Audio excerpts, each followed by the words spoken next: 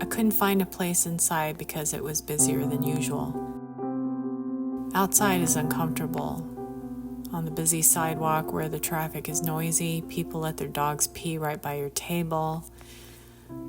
The table itself is non-existent to where I can't even put my utensils down except on the plate.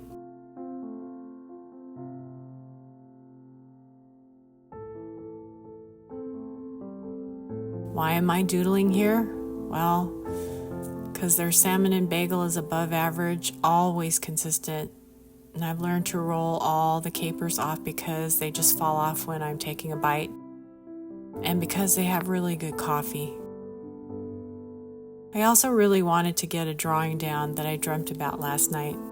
It wasn't so much an exact picture or subject, but more a feeling. Our brain works this way. As soon as you draw, what you saw in your head starts to fade. The explanation is that logic, reasoning, and perhaps visioning something takes place in a totally different place in your brain than that when you're drawing or writing. While the part of our brain draws and sees, it can't also recall the vision it had.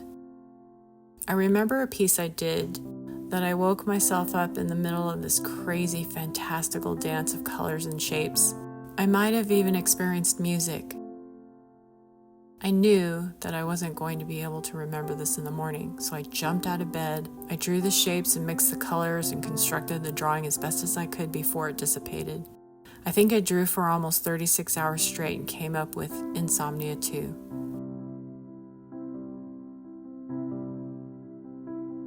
It looks like a worm, but that's not really fun, so I'm going to make a caterpillar-ish thingy. Add the eyes to make it more interesting. Add the curly antenna to make it cute. One of these days I'll draw something scary and perhaps disturbing, but not today. Not this one. It seems like a strange thing to teach, but I've been teaching doodling for several years. I call it doodling because people seem less intimidated by this doodling thing than drawing. I don't tell students what they're going to draw because I want them to just draw lines and shapes. If you tell a student that we're going to do a landscape today, they totally freak out. So if I was teaching this doodling class, I would just say draw some curved lines. But of course this is not a drawing class. It's something I'm trying to get down that I saw last night. If something in the drawing is recognizable, then it's no longer abstract. This is where I put the recognizable thing, the caterpillar, on or in something to ground it. I don't want to make normal leaves and branches, so I'm just putting some lines down now and I'm going to come back to them. Well, it seems I needed to put a leaf in there, but I'm not trying to think so much, so there it is. It's a leaf.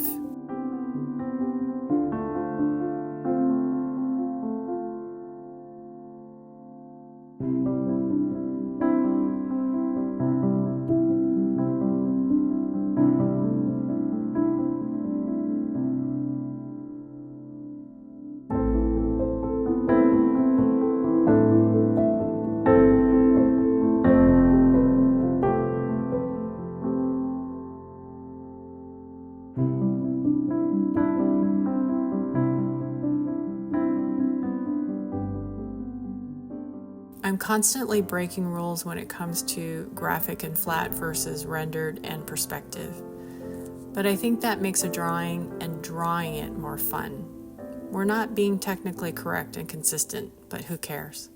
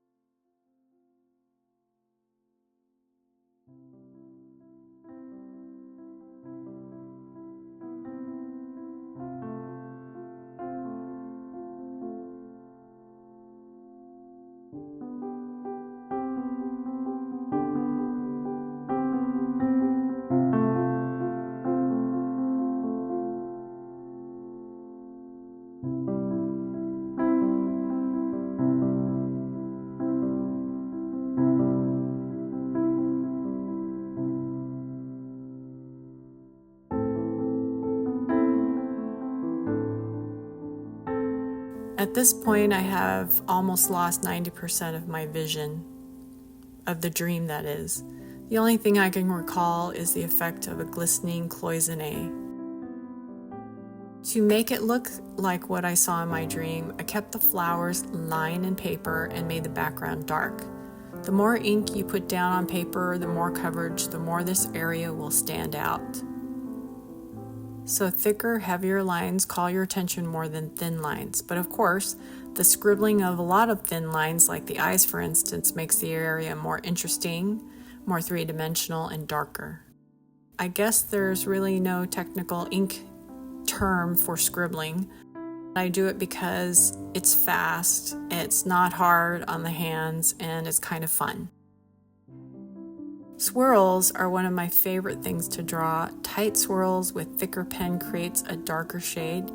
And here I've got a fine tip and my swirls are medium and create a lighter shade. The flowers with the dark background contrast well with the medium shade swirls.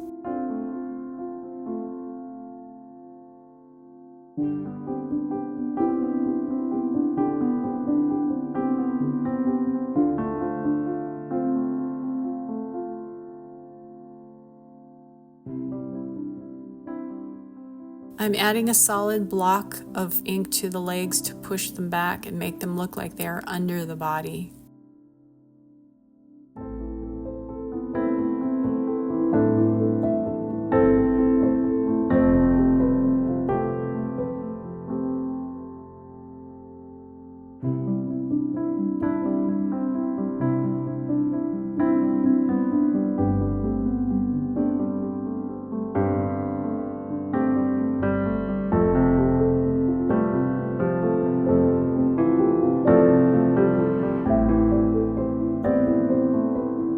I feel like I always go to drawing a tree in almost every one of my doodles.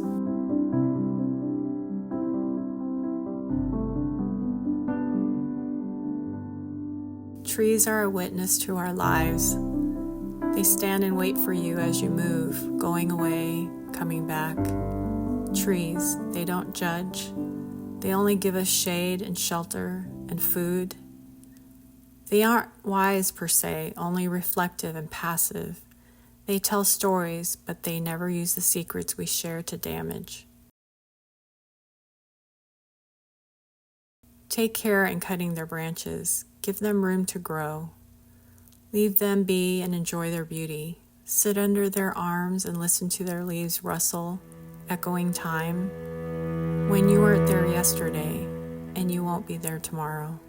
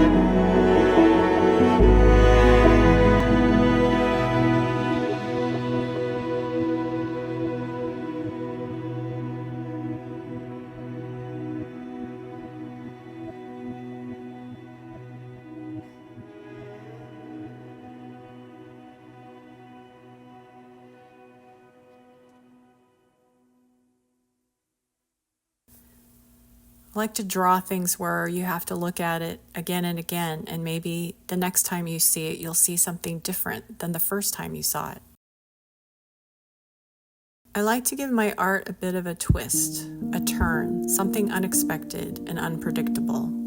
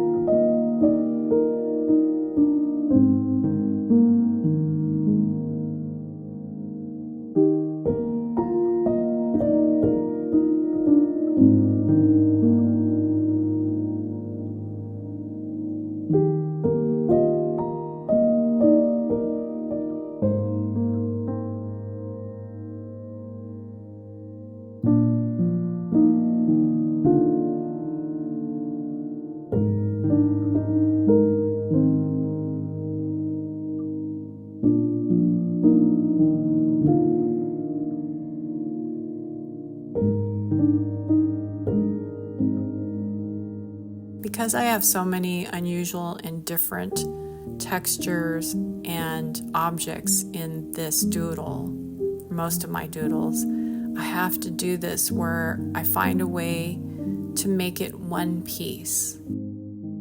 By adding elements to bring the drawing together, making interesting paths for your eyes to follow, and having a focal point, I make this doodle become a piece of art.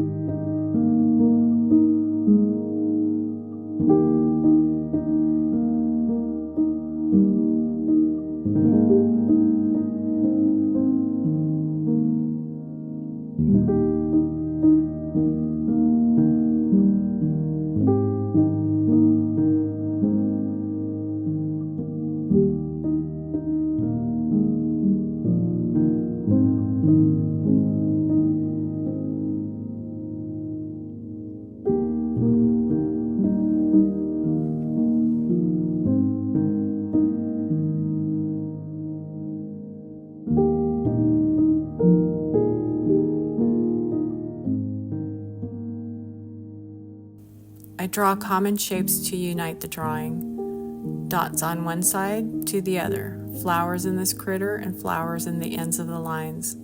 Leaves dancing all around, little circles just unite the entire drawing.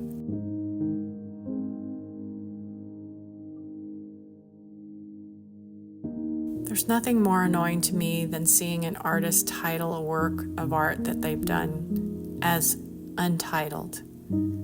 Does it mean they used all their creativity so they haven't got any energy left to name their piece? Did they forget? Do they not care? Whatever the reason, please consider a name for your art and sign your work. I don't hide my signature. I just don't like it to distract the experience of a drawing or a piece of art. If I remember to sign my M. Senna, I like to play with it and make it part of the art. Have some fun with it.